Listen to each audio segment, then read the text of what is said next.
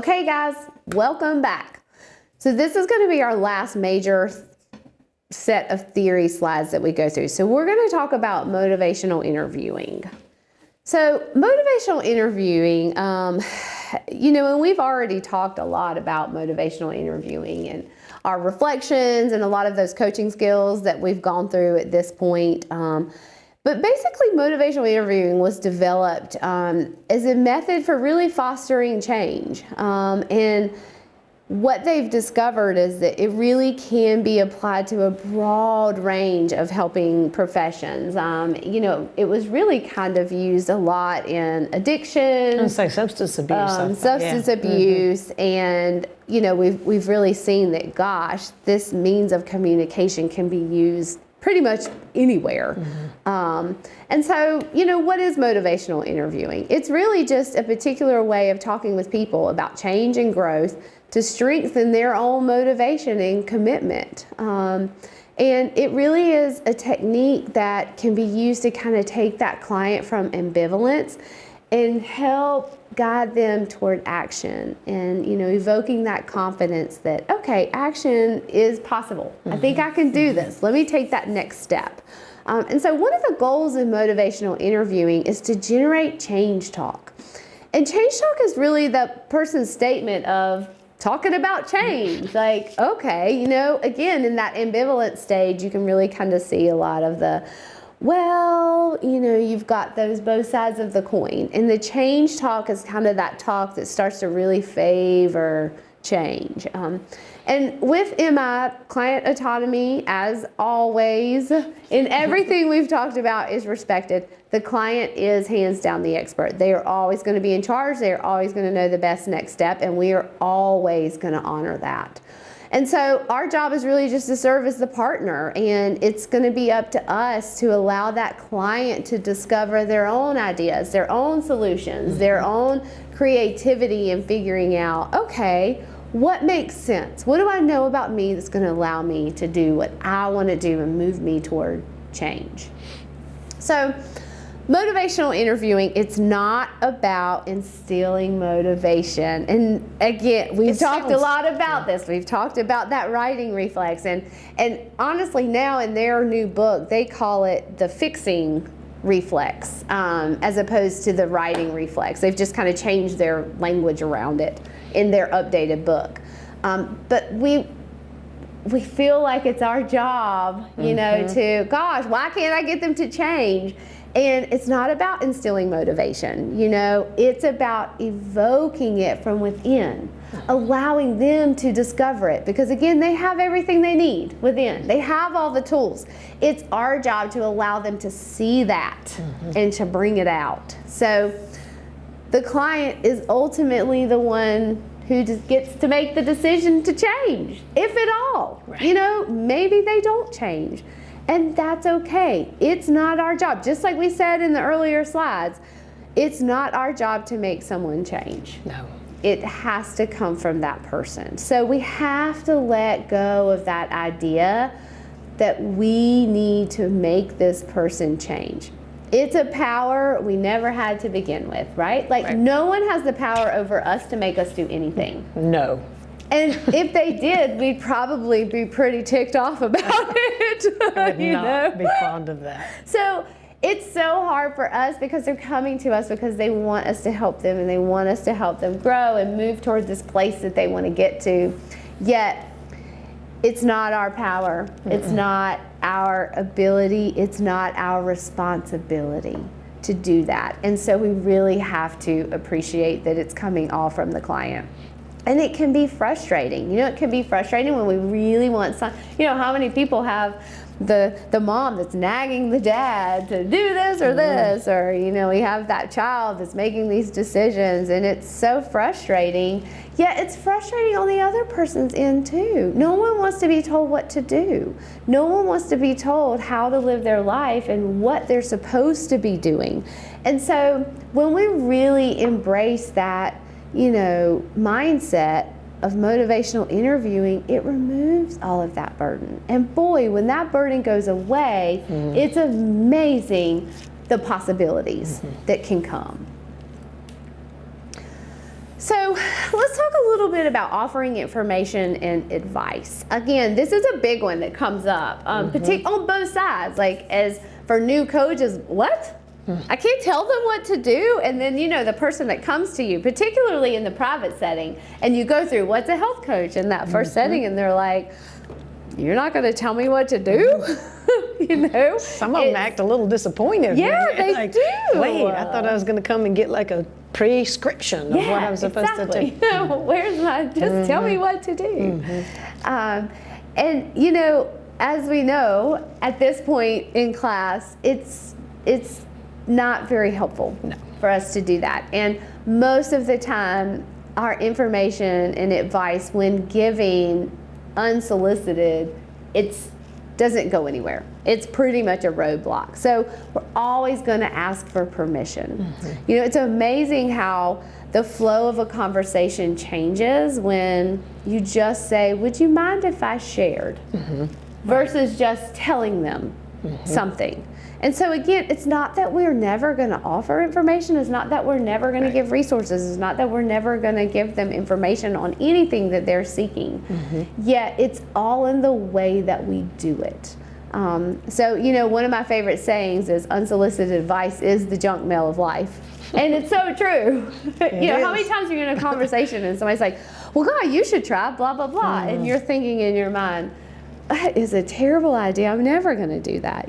So it really is kind of the junk mail of life. It is. When I hear the words "you should" at the beginning of a sentence, I kind of tune out for the rest of the sentence. Yeah, There's some rebel inside of me. Yeah. And the "you shoulds" are generally coming from a wonderful place. Yeah, they of course are. they are. Yeah. It's just that we know human beings and human nature, and it's just not. It's not part of what actually motivates us. So, again, we always want to grant permission.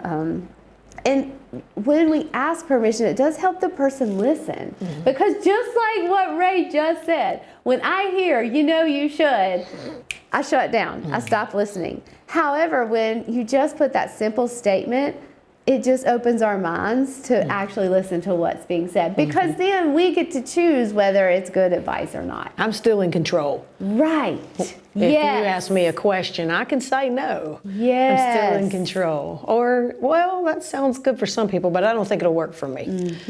Yeah. Yes. And I've had clients tell me that when I've asked permission to share something. They're like, well, I can see how that would help some people, but I know me. Don't waste your time sending it to me. It's not going to happen. Okay. Not going to happen. Yes. And they're not afraid to say that. It doesn't interfere with the coaching relationship when that permission is just put out there in the beginning. So that's a big one. Support autonomy. Again, we've talked about it from day one on literally every slide we've talked about. This is a big piece of motivational interviewing. We're going to support their autonomy. Even if the client directly asks for information. Again, you've got those people that are like, I just want you to tell me what to eat. And, it's okay. Well, when you reflect back, when someone told you exactly what to do, how did that work out?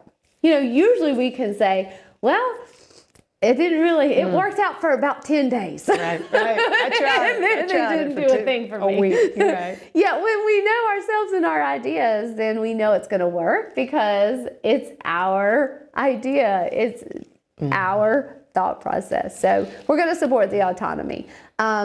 It is important for us to remember we're still talking with someone who has their own knowledge and wisdom. So often when we're in that helping field and we are the expert, we kind of forget, we're the smartest doctor in the room. We really are. Like, how often do we feel that way in that chair? And it's like, I know me and I know that something's going on, yet that expert is saying something different. And so with motivational interviewing, think of that physician approached you with this motivational interviewing lens, and they appreciated the fact that you have your own knowledge, you have your own wisdom, you know your body. Wow, what a different conversation that's going to be. And so we always want to be in that position. And so just because somebody ask for your advice doesn't mean they actually want it. Right. You know, they feel like they want it, yet it doesn't mean that they want it, nor does it mean they're going to take it when you give it to them. Right. So when we kind of follow those steps and do it through permission, then it's far better received. And then it does open their mind to discover, hey, me knowing me, what's going to work best with, you know, with the resources I've been given.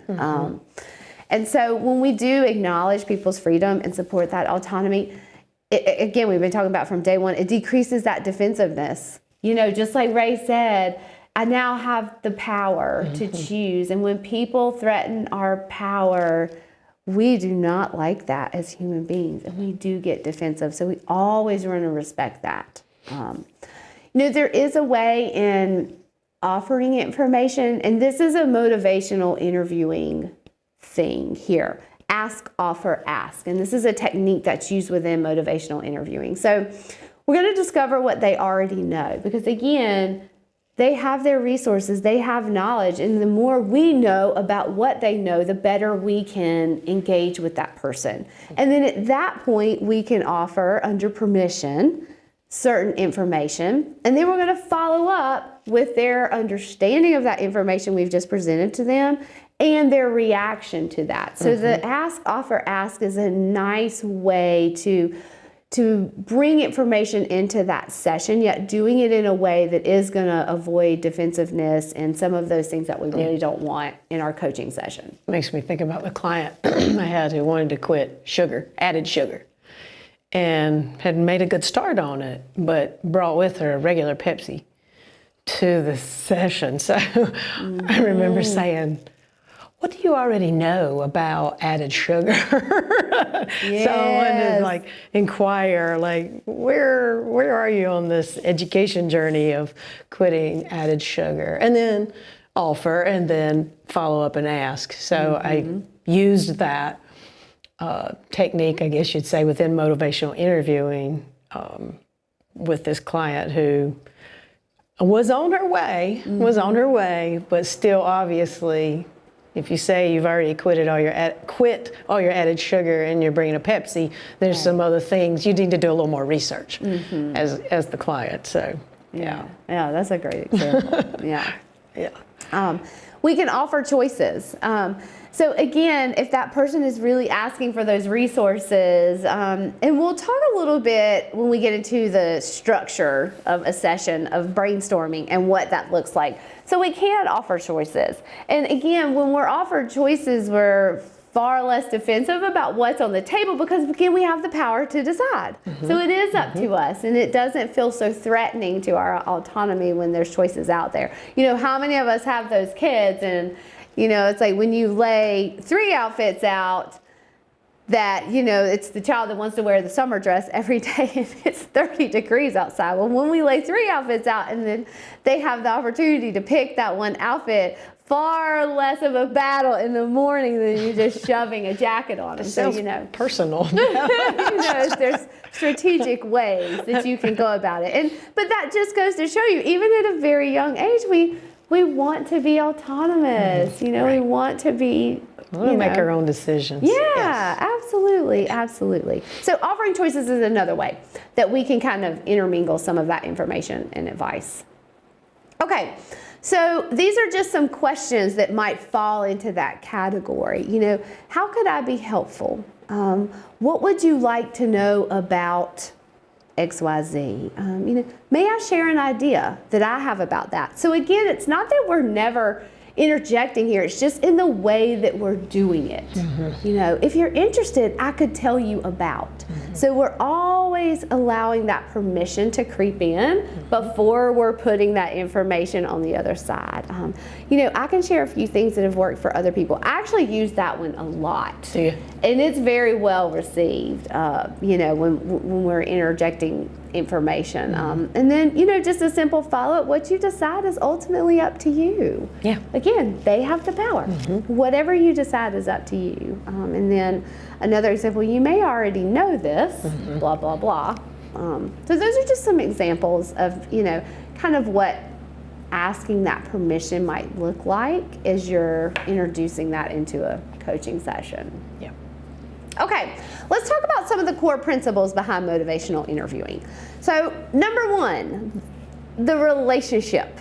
It is a partnership. Again, core foundation of health coaching. It's a partnership. It's a collaboration. The client is always going to be the expert. The coach is not there to educate. And within that partnership, we're always going to respect that autonomy. So again, we are equal partners.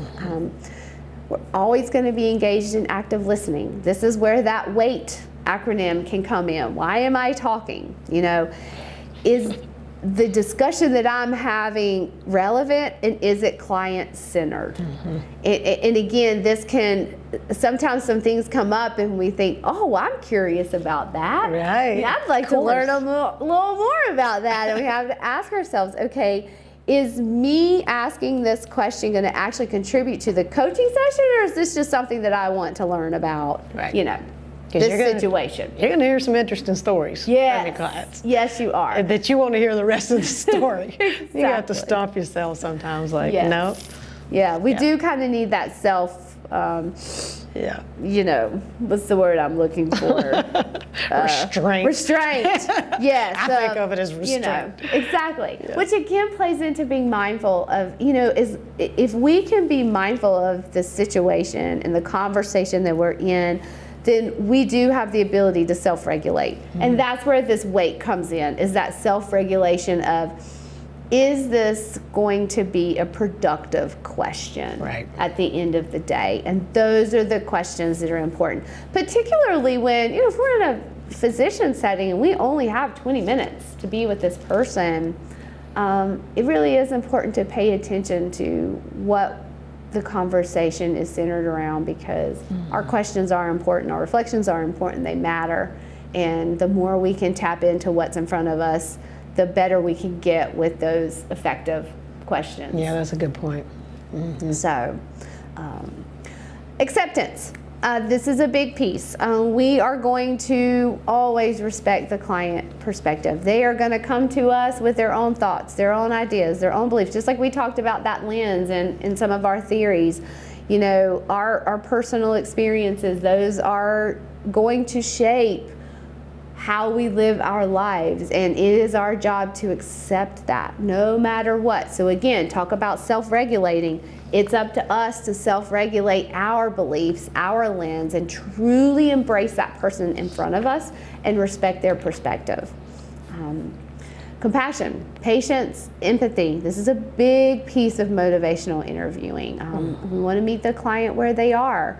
We're going to tap into that stage of change. It's not our job to tell them where they need to be. We're going to embrace them no matter where they are. And that comes with creating a safe, trusted environment. We really want to be able to walk in that client's shoes.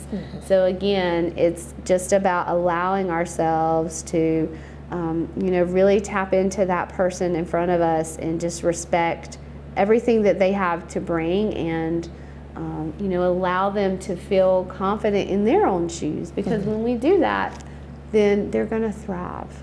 They are. Yeah. And we're going to be evoking from within. Again, that person has everything they need. It's not our job to instill it. It's our job to evoke it. We're going to allow them to discover their own ideas. We're going to allow them to discover their own motivation. We all have motivation within us. And sometimes we don't feel like it, yet there is. We all have it within us. Yeah. And so when we can allow them to discover that, it's pretty amazing. And so that's when it's going to come to some of those questions that we ask. When we're asking those evocative questions, it really is going to allow them to make discoveries that they really never knew that were there. And again, that's what's going to take them for life, right? When they really have that ability to, oh gosh, okay. Then now we're really talking about, no matter what happens, they're going to always be able to pull out some of those tools and really do what they want to do. Yeah, and create their own aha moments going forward. Yes, no matter what it is. So we're going to validate and support change talk. And again, we talked about this in the first slide. That's really kind of the root of motivational interviewing, is to pick up on that change talk and really allow that to, for them to hear it. Because again, when they hear us say what they've said, as we talked about in the reflections, then we are supporting that change talk and they're hearing it. And and so then it's just hitting a different level of the brain, and it's really allowing that idea to grow. Right. And at the same time, we're going to listen for sustained talk. And this gives us an idea of where they are. It lets us know, okay, what stage of change are they in? What are they, what are they leery of? What are some of those concerns that are creeping in? And then we don't want to fight it. It's okay to have sustained talk. Yeah. We're all going to have it. So we don't necessarily want to fight it. It's a normal part of the process, just like we talked in those stages of change. Having that sustained talk is normal. Sustained talk is very different from discord. And it's going to sound different. I'm pretty sure there's a slide on the differences here. And if not, I'll cycle back and we'll talk a little bit about it. But yes, sustained talk is very different from discord. We're going to roll with resistance. Again, this is where it gets hard because we want to be the do-gooders and gosh, I just want to fix it. Yet, there's nothing that needs to be fixed. And when we always keep that mindset, there isn't anything that is wrong with that person in front of us just the way they are. So when we learn to roll with that resistance, we avoid all of that pushing away, and that person really can let all their guards down. And when we're in that state, we're in a much better state to think about, appreciate, consider change than if we're constantly just saying, if someone tells you yes, we're naturally going to say no. So if we spend our whole time fighting this resistance, all they're doing is just listening to and saying out loud all of the reasons why they shouldn't have to change. So when we just let all that go, we can just start moving that shift into emphasizing that change talk. I think rolling with resistance is one of the hardest parts for me because I think that's what brought me to health coaching. Yeah. Is wanting to be helpful to others. And I'm a fixer. I like to solve problems, for myself and others, and it makes me feel good when I can. Yeah. So I think that's been one of the hardest parts for me is when I'm sitting there listening to resistance and just rolling with it. Yeah. And you just have to trust the process. You just have to trust it and give into it and You do. And I was just getting ready to say, and what does it look like on the other side? Oh, yeah. Right. It's so much better if you just roll with resistance. Yeah. It's amazing. Yeah. If you don't, you're impeding the process. Yeah. Great way to put it. Yeah. Yes, it is. It is. It's just this roadblock, And when we just roll with it, it is that dance. We talk about health coaching being this dance between one another, and that's part of the dance. And when we are dancing with them as opposed to fighting against them, then you can get where you want to go a lot faster. Keep trying to tell myself, don't be the roadblock. Yeah. Get out of the way. This client knows what they need. They know where they are right now. It's okay. Yeah. Don't end up being the roadblock or a roadblock for what they're trying to accomplish, down the road. It's so true that a lot of times the job of the health coach is to just get out of the way and allow them to discover. Yeah. And, they just need that partner to do that because everyone else has been so busy getting in their way, telling them what they should and shouldn't do, that it's part of why it works. It's such a novelty. They're so not used to someone just going with them that it's like, oh, wow, you just see it, all of that just kind of dissipate. The only problem is when you start doing this with your friends, because you've just got used to doing it, then you realize all your friends are wanting to call you when they want to talk about something. You're like, I'm not sure I have time for all this. I love you, however. We'll go back to our old ways. Right. We'll push them away for at least a couple days. Here's what I think you should do. Busy days here. Exactly. Let me just fix this for you. Exactly. Yes. Exactly. I'm kidding. Sorry for the squirrel. Yes. Okay, so we're going to use open-ended questions. This is a big part of motivational interviewing. And again, avoiding those why questions, that interrogative feel, can really be a roadblock. Yeah. Using affirmations. Motivational interviewing uses a lot of the scaling process, and we'll talk about scaling, particularly when we get into the components of each coaching session. We'll talk more in depth about scaling and what that looks like and how you can use that in a coaching session, and exploring discrepancy. And a lot of this naturally comes out in conversation, particularly when we are bringing in those values. And what'll happen is when they're talking about those values, you can start to see some discrepancies in, what is this behavior and how does that line up with your values? And when they can start to see the discrepancies between the two, it's like, oh, okay, wait a minute. Now I've got a little bit more motivation to maybe start making some changes. Right. And even just as simple as, what are the discrepancies between where you are now and what do you want? What do you see? And that's where, in the first session, we take a lot of time dedicated to their vision of best health. And when we can establish that, that's a nice, easy set of information to have to start exploring some of that discrepancy. Right. Of, when you think about that vision of best health and where you want to be, what does that look like? And then when they have this vision of where they are now, you can really kind of bring that out. Okay, Discord. Yes, you did have another slide. Yes, I do. Here she is. So again, because as a health coach, it really is our job to kind of, what's the word I'm looking for? Kind of, we want to address this. If you start to notice it, it's our job to step in and address this. Right. And again, it's going to be different from sustained talk. So when you're talking about sustained talk and what that sounds like, it's going to be directed toward the actual behavior, the thing that they want to change. Like, oh my gosh, I'm just not able to make it to the gym. I don't really have a reason to eat better. It's just too hard, or I can't do it. When Discord starts to enter the coaching session, it becomes a little bit more about you. You as the coach. Like, you can't make me do this. Who are you to tell me what I have to do? You don't understand what I'm going through.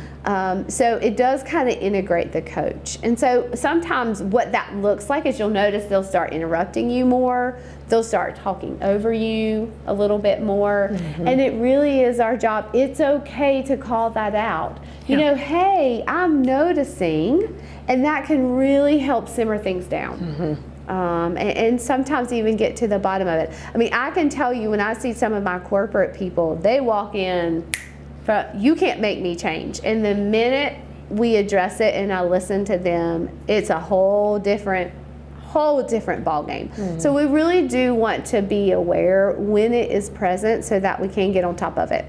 And just, let them feel comfortable ultimately. Again, they feel threatened. They're doing this thing. Let them know, you're not taking the control away from them. Yes. So, yeah, I don't see a lot of this working with private clients. But where they're coming to you for the reasons they are, I can see how you would probably get a lot of this on day one, session one, walking in. You ain't gonna make me quit smoking. Can't make me do You're not taking my cigarettes away from me, or whatever it is. Exactly. And it isn't very often. It really isn't. And again, with MI coming from that world of substance abuse, they dedicate a pretty good part of it talking about it. That makes sense. It's probably not something you see all the time in health coaching, yet when we address it from the beginning, it does make a big difference. When you see it and kind of feel it, it's okay to name what you're seeing, so that we can, address it from the beginning. So what does that look like? We're just going to do reflective listening. Sometimes just acknowledging it. Honestly, for me, acknowledging it is usually all it takes. And you're so good at that too. Like just acknowledging something in a very neutral way. It just removes people's defenses. It does. Yeah. It does. I mean, your way does. Because Mine might, but your way does. You crazy girl. But yeah, again, because most people don't understand what health coaching is to begin with. And so they already kind of have a little bit of a divide, depending on why they're coming to you, makes a big difference. But this is where amplified reflections can actually work. So it may be a place you want to pull those in. Again, we want to emphasize autonomy. Like, hey, this is your time. That's how I address a lot of mine. And again, it's not all the time. It really isn't. Yet, this is your time. How would you like to use your time with me? I am here for you.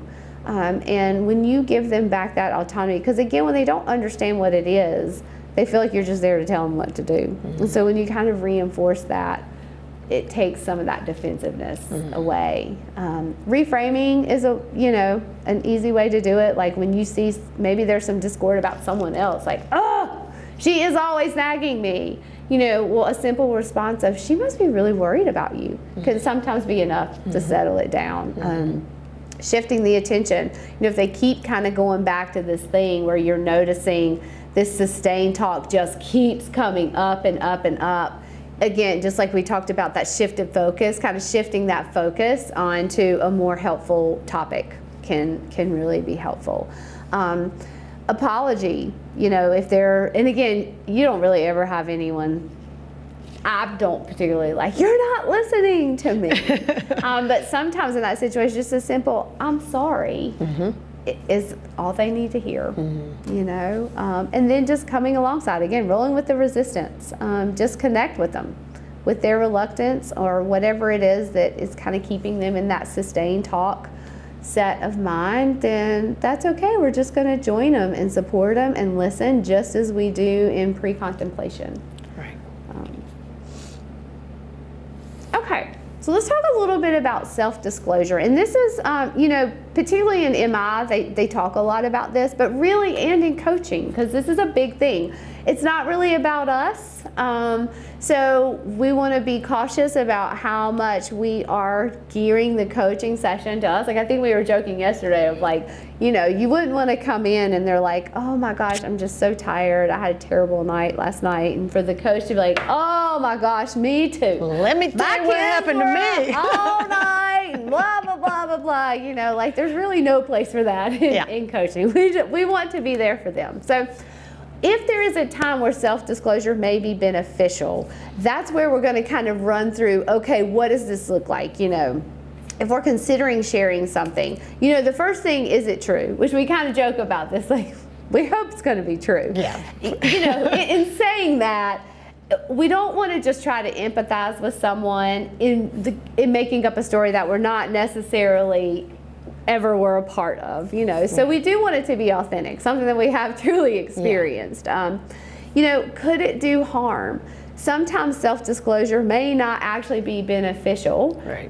It may actually take them in the opposite direction. We don't want to be sharing about, oh my gosh, I know that was so hard. That treadmill's terrible. I hate being on the treadmill. It's awful. Right. If we don't love the treadmill and they're considering the treadmill, we probably just leave that out, Right. Because they may love it. So, in what we reflect and share back, we just want to make sure that it is going to actually move the conversation forward, not in a direction that we don't want to go. And so in doing that, is there a clear reason why it could be helpful, and some of those things may look like to increase trust and engagement. I mean, I'll say, and you probably see this too, because I've had people tell me, oh, well, you're the health coach, everything's so easy, you've never had to worry about your weight. They do have these assumptions about us of like, oh, well, we know all the things. We've just never faced any real obstacles. Yes, right. Exactly. Yeah. And so there have been times where I have shared my struggles and most of us are here because we have had a major struggle. Right. And this was so impactful on us that we want to pay that forward. And so for them to hear some of our struggles, particularly if it relates to some of the things that they're going through, has been very impactful. I've seen in some of my coaching sessions. Yeah. So if you do feel like it is going to increase that rapport, promote trust and engagement, it can absolutely be helpful. And so again, it models an openness and honesty that they're now going to feel comfortable with as well. Sometimes we're just answering a question. Sometimes they're just curious. They'll about ask, us. sometimes they'll just ask you straight up. Have you ever ...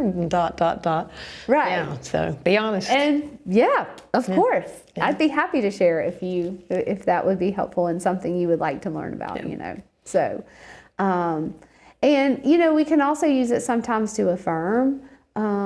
So affirmations are sometimes a form of self-disclosure, just in some of the things that we've done and learned. And so, again, it's not that we don't ever want to share. It's just before we share, we just kind of want to make sure, is this going to move the coaching session in a direction that is where we want to go, or is this something that's just kind of conversation? We want our we want our disclosure to be productive, not necessarily just small talk. Right.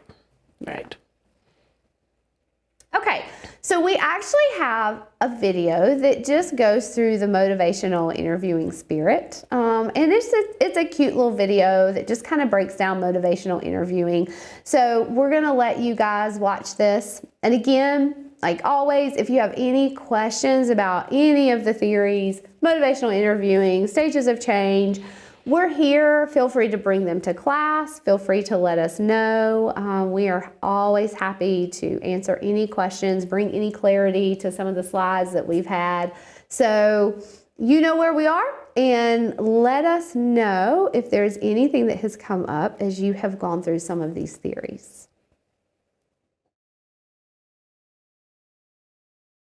Hello everybody, this is Dr. Bill Matulich. I'm a clinical psychologist, a motivational interviewing trainer, and the author of the ebook How to Do Motivational Interviewing, a guidebook for beginners.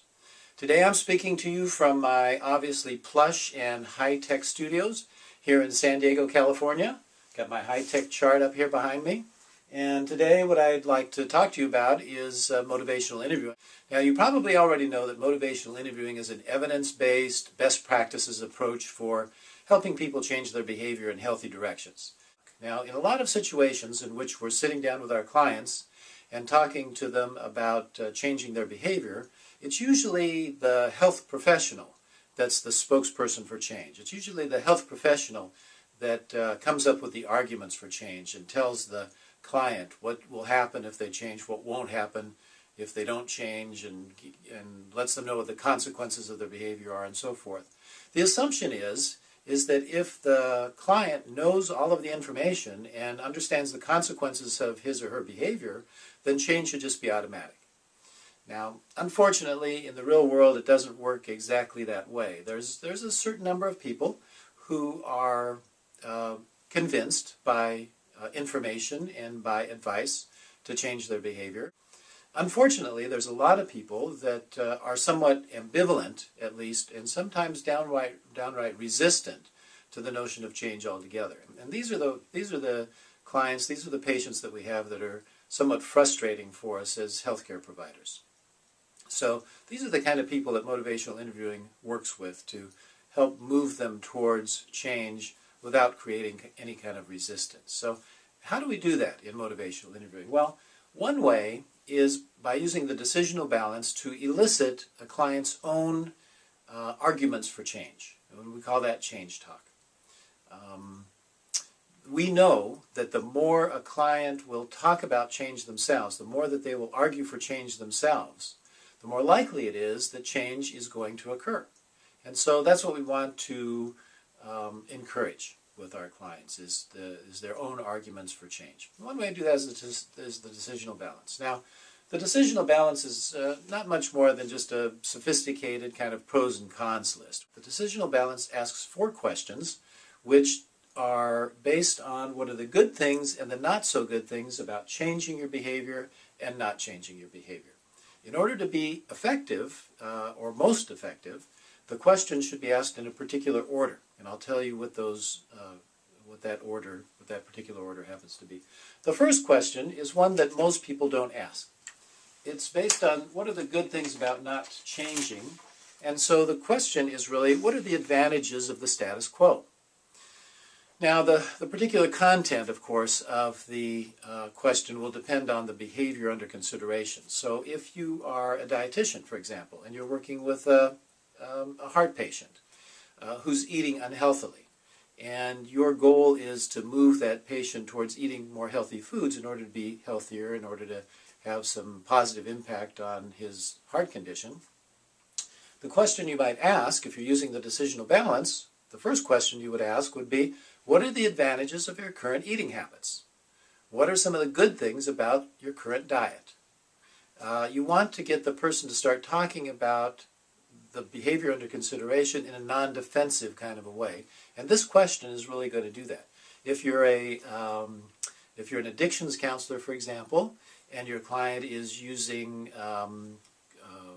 say, crack cocaine, your first question might be something like, what are the advantages to you of using crack cocaine? What are some of the good things about crack cocaine? It's not a question that most people would ask. It sounds like kind of a silly question. Why would you ask a person what are the good things about using crack cocaine? We all know what the bad things about that are.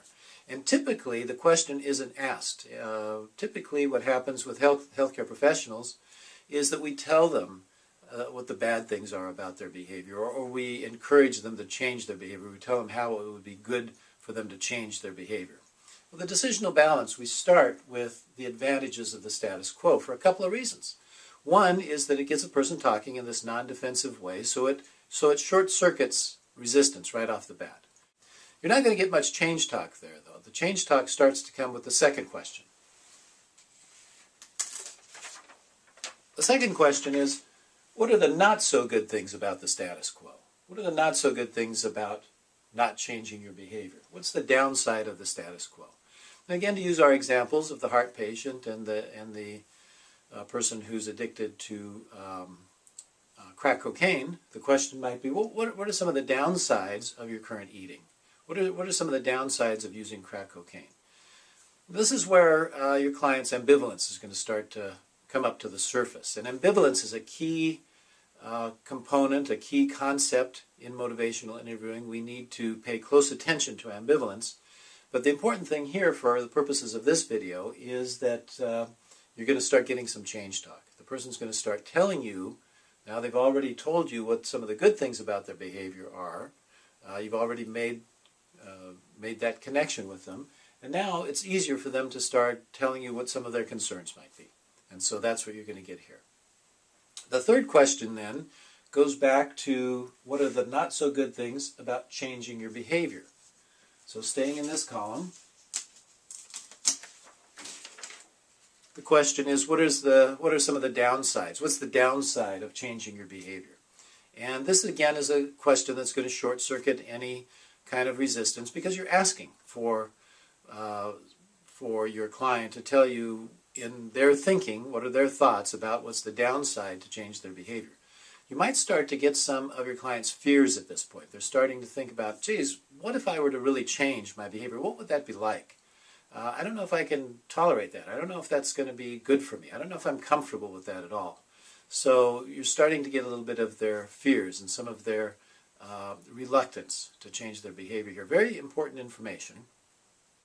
Not much change talk there. But again, this is an area where you're short-circuiting any resistance because you're really asking to hear those difficulties.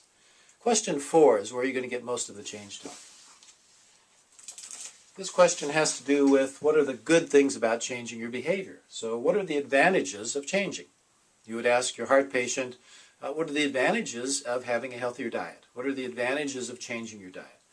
What do you see as some of the good things about changing the way you're eating? Or you might ask the person who's addicted to crack cocaine, what are some of the advantages, what are some of the good things about quitting using crack cocaine? Now the important thing here is that you're getting change talk, which is your client's own arguments for change, in their own words, their own way of thinking about it. It may not surprise you that some of the things that they're telling you are things that you already know. And you could have just given them advice in this regard in the first place. But it's important to know that this is coming from the client and not coming from you. And so when it comes from the client, there's no resistance. The other thing that might surprise you is that you're getting some advantages of changing their behavior that you might not have even thought about. Something that's just particular to that person, rather than anything more general or things that you might have thought about. And that's important information. That's really important and very key in helping your client move towards healthier change. So that's the decisional balance. What are the advantages of the status quo? What's the downside of the status quo? What's the downside of changing? And then what's the advantages or the upside of changing your behavior? Now, if you ask that question, you start to generate some change talk, and you can just kind of take off from there and continue with your conversation. Now, there's a few studies in the literature which suggest that just using the decisional balance by itself can be very useful, can be very helpful in helping a person move towards healthy behavior change, but it's probably much more likely and much more powerful, certainly, to use the decisional balance as kind of an integrated component with a full motivational interviewing session. In that session, you would be using other techniques like asking non-judgmental, open-ended questions, for example, or following up some of the change talk that you're getting with strategic kinds of reflections. And that would make this particular technique even more powerful. So I appreciate your attention. Thank you very much for listening. This is the decisional balance. Now you know how to use it to elicit change talk from your clients. If you'd like some more information about motivational interviewing, I invite you to come to my webpage, www.motivationalinterviewingonline.com, or you can also go to www.billmatulich.com. So until next time we meet, I wish you joy and success in your work and peace and happiness in your life. Thank you again.